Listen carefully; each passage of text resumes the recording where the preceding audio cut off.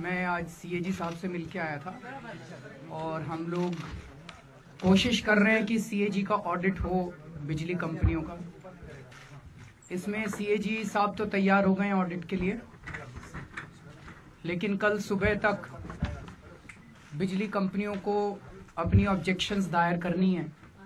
उन ऑब्जेक्शंस को देखने के बाद कल शाम तक तय हो जाएगा कि इनका ऑडिट करना है कि नहीं करना।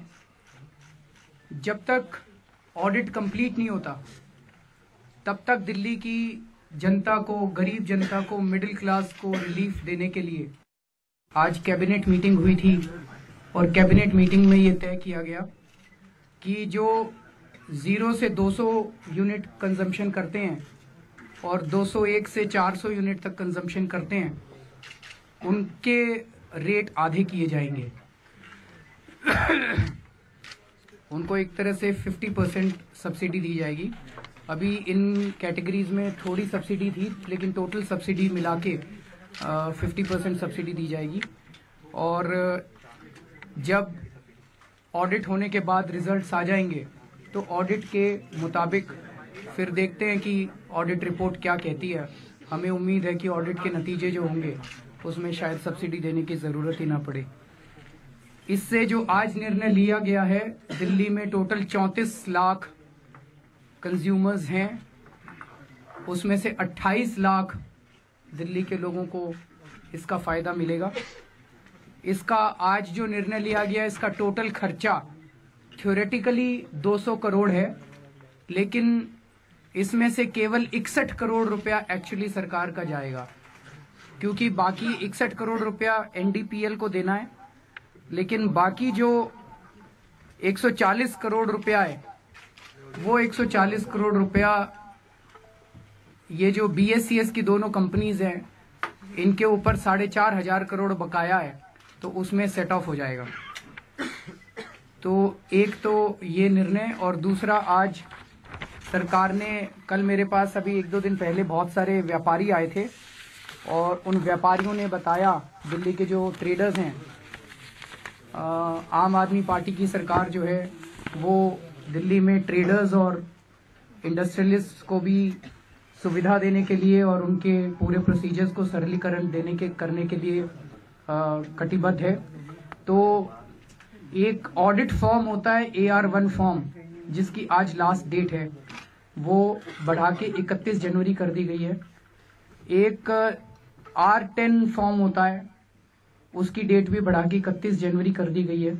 और इन लोगों ने बताया था कि ये दोनों फॉर्म्स इतने ज़्यादा कॉम्प्लिकेटेड हैं कि इसमें इनको बड़ी दिक्कत होती है। तो इस दौरान इन फॉर्म्स के सरलीकरण के और वैट की व्यवस्था के सरलीकरण के ऊपर भी सरकार ध्यान देगी। तो मोटे मोटे तौर पे ठेकेदारी प्रथा की आपने बात कही थी, डीटीसी वाले आपसे मिलकर आज एलएनजेपी के भी लोग आए थे, तो उसको लेकर आप क्या सोच रहे हैं? सर करेंगे, उसको भी करेंगे। अभी तो 48 घंटे की सरकार है। मैं आपसे 2 मिनट बात करना चाहता था, वो डिस्कस करना था, उसमें कई सारे पेज हैं अभी, तो हमें थोड़ा दिन का टाइम और दीजिए।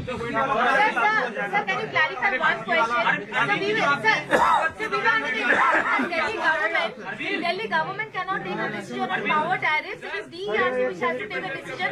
And can you please Delhi government subsidy, sir? Delhi government can provide subsidy.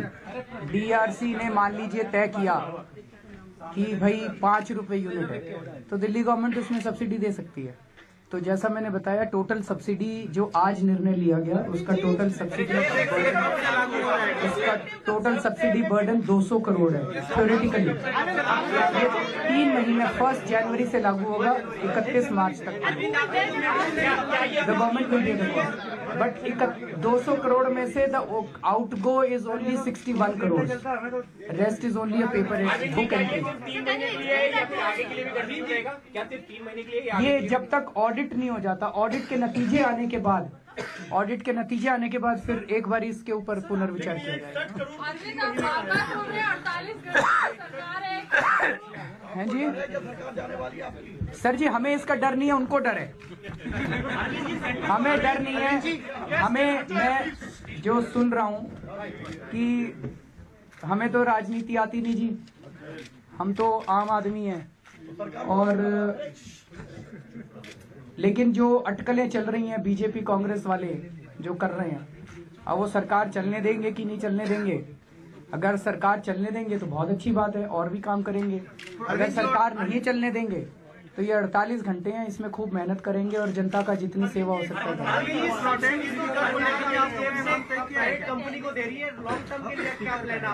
Long term के लिए बताया ना जी कि एक चीज आपको अप्रिशिएट करनी पड़ेगी। जिस ऑडिट की पूरी दिल्ली मांग कर रही थी, मैंने कई पब्लिक हियरिंग्स अटेंड की हैं इसकी डीआरसी की। ऑलमोस्ट हर आदमी खड़ा होकर दिल्ली का ये कहता था जी ऑडिट कराओ, ऑडिट कराओ, ऑडिट कराओ, ऑडिट कराओ। और आपको क्या जवाब मिलता था? हाई कोर्ट में केस पेंडिंग पड़ा हुआ है, ऑडिट नहीं हो सकता। अब पता चला कि ये झूठ था। हाई कोर्ट ने कभी मना नहीं किया था ऑडिट करने के लिए। अब सारी फाइलें हम देख रहे हैं तो पता चलता है कि ये झूठ था। हाई कोर्ट ने तो कभी मना नहीं किया था। तो ऑडिट करा रहे हैं सर, पहली बार ऑडिट हो रही है, आज तक कभी ऑडिट नहीं हुई है, तो ये लॉन्ग टर्म मेजर है। अरविंद जी, प्रोटेम स्पीकर का नाम आप प्रमोट करेंगे अपनी ओर से? मतीन अहमद साहब प्रोटेम स्पीकर है। गवर्नमेंट की मिनिस्ट्रीज ने हम लोगों ने बीजेपी से पहले प्रोटेम स्पीकर के लिए जगदीश मुखी जी का नाम प्रपोज किया था। कानून ये कहता है और परंपरा ये रही है कि जो सीनियर मोस्ट होते हैं वो प्रोटेम स्पीकर बनते हैं। तो जगदीश मुखी जी का नाम प्रपोज किया था, लेकिन उन्होंने लिख के दे दिया कि उनकी पार्टी का कोई भी व्यक्ति प्रोटेम स्पीकर नहीं बनेगा। फिर शोएब इकबाल साहब का नाम प्रपोज किया, उन्होंने भी मना कर दिया। फिर अब मतीन अहमद साहब का नाम प्रपोज किया, वो तैयार है। अरविंद जी जिस तरह से स्पीकर को लेकर जिस तरह से आपने नाम तय कर दिया अपने पार्टी की तरफ से, क्या आप चुनाव चाहते हैं क्या स्पीकर में? सर चुनाव तो होता ही है। नहीं, चुनाव नहीं होता स्पीकर का। अरविंद जी जो आपने मेट्रो में सफर किया था, उसमें सेंट्रल गवर्नमेंट की मिनिस्ट्रीज ने ऑब्जेक्शन किए कि बिना किसी परमिशन के, ड्यूरिंग मिनिस्ट्री ने ऑब्जेक्शन किए कि बिना किसी परमिशन के आपकी आईएसएफ से अनुमति लिए बिना आपने जो मेट्रो में सफर करके आकर अमला मैदान में शपथ लिया, उसके चलते केवस क्रिएट हुआ और उसके लिए जो है आपने कोई परमिशन नहीं लिया, जो कि लायबल नहीं है। और वो कहीं सर परमिशन थोड़ी, वो तो कार्ड लेना होता है। मेरे पास कार्ड है मेट्रो का, अभी भी मेरी जेब में पड़ा है। ये कहाँ लिखा है?